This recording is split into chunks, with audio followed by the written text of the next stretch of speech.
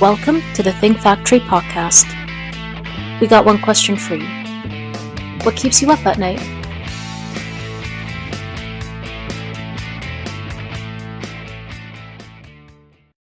Hello and welcome to the Think Factory, Women's Roundtable Edition, where we learn how women think big and grow their business.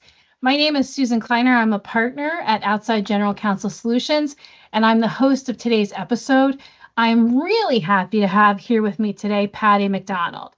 So Patty is the Vice President of Operations of Corim Industries, which is a global manufacturing company.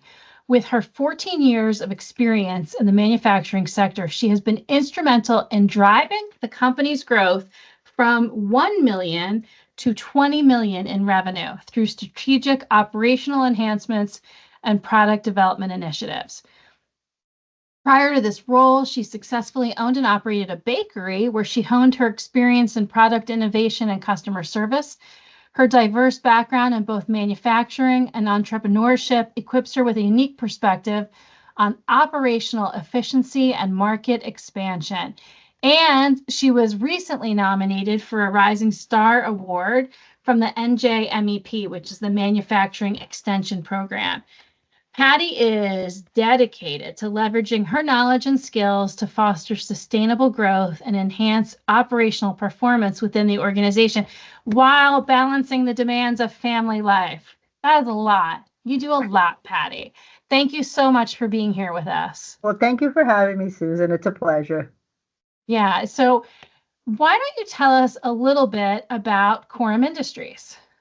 Okay, so Corim is a very diverse company. We have a global vision of manufacturing. We want to do everything. If it's powder, we can make it, right? So we do cappuccinos, hot chocolate, coffee, cake, well, I can't say single serve cups. We do sugars and anything that you can think in the powder business, we like to create and innovate. So it's exciting to work for this company. I've been here for 14 years. 13 and a half actually, and every day is like a new experience. You know, we always are looking to do new things here. So well, it sounds like you've had some amazing growth from 1 million to 20 million, and I'm sure you have plenty of stories of what it was like versus what it's like now. And growth is great, but it's also hard, and I know that the company is happy to have you there. So on that topic, I'd love to hear some about your path to leadership and your keys to success while bringing Corim through this, amazing growth and transformation. Okay, well, let me tell you how it kind of got started. It's a little bit of a funny story. I owned a bakery. I had since shut the bakery down, and I knew a person in common with the owner of Corim, which is Nathan. And he had developed a no-bake cake pop, and he needed somebody to showcase these cake pops in Atlantic City. There was a candy show. So he had asked this friend, oh, do you know anybody? And he's like, oh, yeah, Patty owned a bakery. She's going to, she can help you. So I come over, I meet with him, and he asked me if I could make a couple of things for the show. Well, long story short, I take a bag of this product home, and I end up making like 500 cake pops. Every shape and form from, kids' characters to wedding cakes. And, he comes to take me to the show. I said, we're going to need a van. And he's like, what do you mean you're going to need a van? I said, well, you asked me to make cake pops. I have all these styrofoam containers filled with cake pops in my house. So we go up, he asked me if to go to the show with him and showcase the product. We do. I'm not thinking of manufacturing. I went to culinary school. Never thought in a million years I would be working in a manufacturing facility. So we do this show for 2 days. And on the way back, he offered me a job. And I said, I can't imagine what I would be doing for you. And he says, no, I need somebody that's really creative, that can head my research and development department. And I said, oh my gosh. I said, all right, I guess I'm up for the challenge. And I started working for him. And that first day I walked in, and I remember going to in the bathroom and calling my husband and saying, okay, I don't know what silicone dioxide is. I'm never going to be able to do this job. And my husband said, well, listen, take a deep breath. You're very resourceful. You've reinvented yourself a million times. So I said, that's what I did. I started researching products and learning how to create products and putting processes into place. And that's it. 13 years ago, I started in the research development department and we had 30 employees, 2 buildings, 3 buildings. Little by little, we started opening more and more divisions, creating more and more products. And now we have 7 buildings, 6 divisions, and 96 employees. So that's the short, of the story. There's been a lot of trials and tribulations in there, but it's been fun. It's been a lot of fun. It's very exciting to work in the manufacturing world. So it all started for you with cake pops. Cake pops. That's the beginning. Do you still? That's it. Yeah. Do you still make cake pops? Do you No, still no, we bake? don't even make that product anymore. It was a no-bake cake pop. It was his passion, and we did it for a little bit. And now with the manufacturing, the food world, there's so many regulations and FDA regulations. It's You have to be careful which field you're going to. So we decided to stick to the powdered beverage and coffee field. So we gave away the cake pops. But up to like maybe a year ago, he still had one of the cake pops sitting here. I said, please throw that out. I mean, it's 13 years old. So you started off going to culinary school, you have a bakery, you go to the show, and next thing you know, you're a manufacturing executive. Correct. Yeah, Never in my wildest dreams. yeah. And so how was it working in research and development? Did you? Well, that was fun. It was fun. I did a lot of nutritional. That was, I'm not going to say the easy part of the job, but it was. You come in, you create new products, and voila, that's exciting. But I always wanted more because I was looking at the business grow, and I always wanted to be involved in that growth and get the business to grow correctly, right? With the right procedures and policies and doing things right. So little by little, I started leaving the R&D world and getting more into the executive position, dealing with the customers, dealing with problems, trying to solve problems, solving problems in the manufacturing part in the production. That's now my new true passion. I really, really love production. Wow. And so I hear from you with your cake pop story, kind of anything could happen, right? Like, would you say that, what are your keys to success? You said you didn't even know what some of the words were. You said like when so you work hard, but what else? What else are Well, your keys to success? I think perseverance, and really, really working hard. One thing that I've never said, this is not my job. I think that that's something that a lot of people tend to lose focus of. The more you learn, the more valuable you watch that company. So anybody asked me to do anything, no matter what job it was, I always wanted to learn. Let me learn that part of this business. Let me see if I can do that. Can I perfect that? As little as sending a customer an email or getting on the phone to solve a problem to, big problems of, money and marketing and in management. That's something that it really took me a while to understand, but I think that that's what got me here was just always learning, always that hunger to learn the next step. So I really think that that's the key. So I don't know exactly what the statistics are. I see here, just Googling it, that women make up 27% of manufacturing employees and 47% of the total US labor force. So, and somewhere else here I see from the US Department of Commerce says only 30% in manufacturing. So there's definitely less women in manufacturing across the board.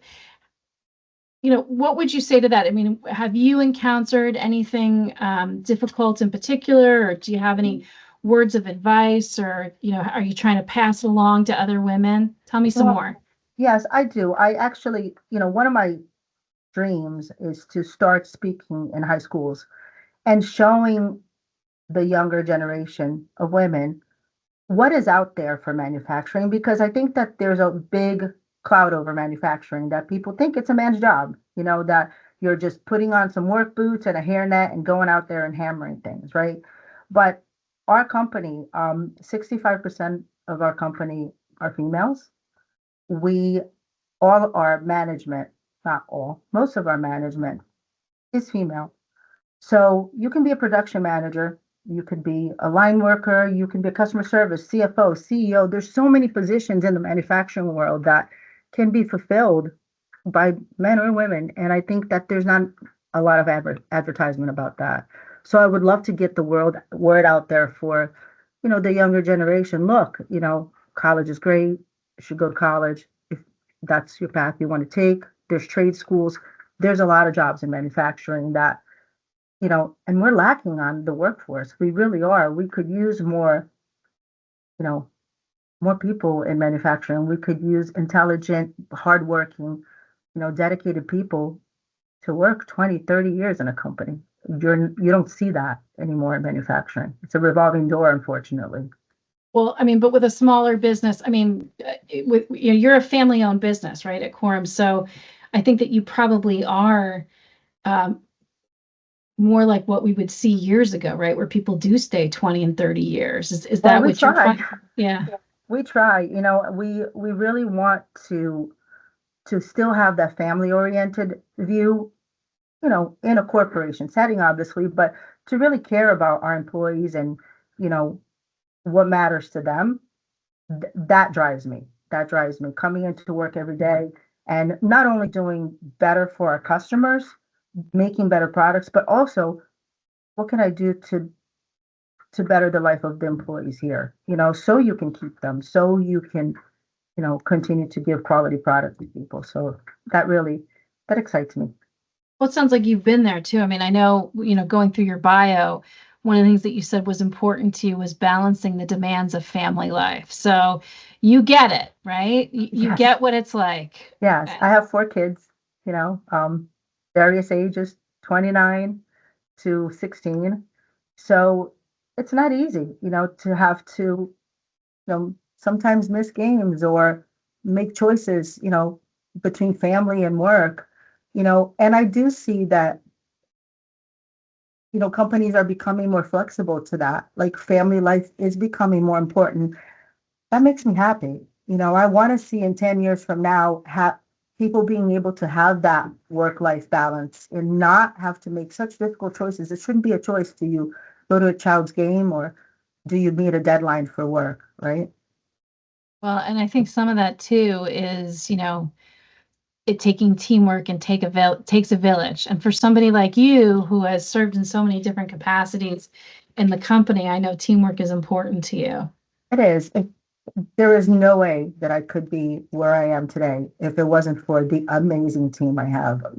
It took us years of, really handpicking and honing people's skills and really investing in our people. Most of my managers started here as packers. We truly value what they do. So if it wasn't for them, there would be no Corim. So I can't sit here and say, oh, look at everything that we've done. The team brought us to where we are. So I, wouldn't be here without them. So what is it that, what are you excited about? What's going on at Corim? That anything new that we can look out for? What are you excited? There's always new things.